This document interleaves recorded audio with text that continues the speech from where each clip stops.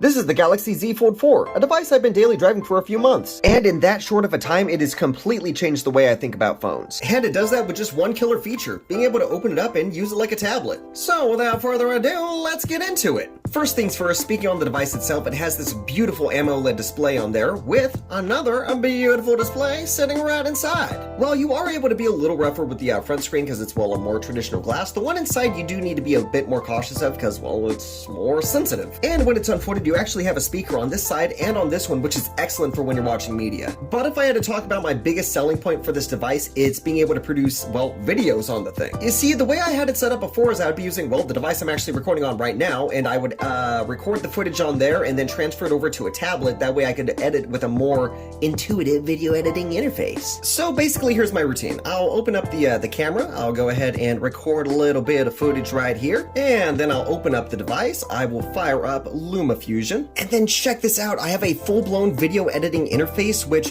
works just like on a desktop computer, except it's just convenient. It's all right here, and then I just take my footage here, I drag it into the, oh boy! And as I was trying to say, I can just take the footage here, I can drag and drop it right onto the timeline there, and then bam! I can just start editing away. Which, when you compare it against the video editing interface it gives you, like on a, well, more traditional phone, it's completely night and day. But in all seriousness, this feature alone has saved me so many hours of, like, transferring things to and from and just completely optimize how I make videos for you guys. But there are also some other fun perks that you get with a device like this, especially if you have apps that utilize something closer to a 4x3 display, you know, like a traditional CRT or old school television, which makes it great for emulators. For example, playing Red Alert 2 on this device is absolutely stellar. The screen feels like it was just meant to be playing this game, and of course you can combine it with the S Pen like you do on the tablets, and it just makes for a just phenomenal gameplay experience. And of course, you actually have this device in your pocket, you know, because again, it's just a phone. So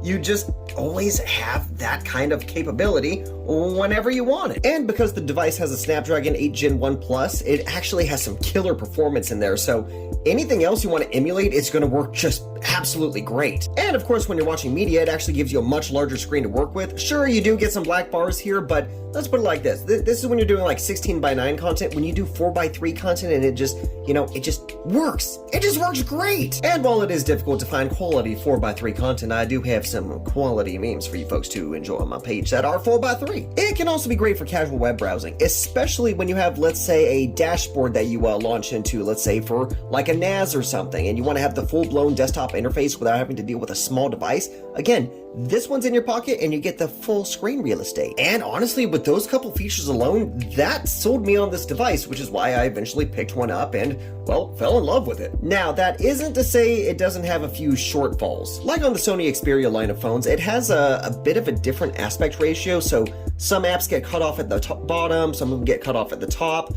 Sometimes there's some weird icon issues or like sprites in games. This especially happens when it's unfolded as well. And it also follows the unfortunate trend of not having a micro SD card slot, which makes absolutely no sense to me because you can get a Galaxy Tab like the 6, the 7s, even the latest ones, and they still have a micro SD card slot on them. So, like, why not? And right out the box, you actually don't have a way to carry around your S Pen, which means you need to buy a case for it or carry this separately. And speaking of cases, that is my biggest gripe with this product. Trying to find a case that does everything that you want it to for this product is an absolute pain. I wanted to find one that was A, sturdy, B, had a way to carry around your S Pen, and C, allowed the device to close and like switch back to the phone mode. And you think that would be easy to do, but it really wasn't. I purchased 3 different models off of Amazon. Every single one of them had some kind of gripe that made me get rid of them, usually because they're just cheap, they don't offer the protection that I wanted, and it actually took me buying this one off of eBay to finally have one that checked all the boxes for me. And yes, this does actually like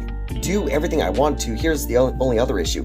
This phone's already heavy, and when I add on this case, which actually has a little bit of metal in there to like keep it like properly safe, it turns from being a heavy phone into a weapon. That said, when the case is installed, and yeah, I know it doesn't look very pretty because my phone does get dropped off, and I really am not concerned about it taking any damage. It actually has like some screws in here that you actually like, well, just screw in. Now, my final take on it's gonna be simple. If you have a specific use case for a device like this, like me, being able to do my video editing, maybe I want to do a little bit emulation, it is a stellar device to own. But if you're someone that just wants to have a more traditional phone and maybe you don't do video editing, maybe you don't like do a lot of emulation, that kind of thing. If you don't need to have a tablet in your pocket, this device is not for you. But for me, this is a dream come true. And I think one of the best selling points for me is because this one is now a couple generations old and is still a phenomenal device to own, you can get it pretty cheap.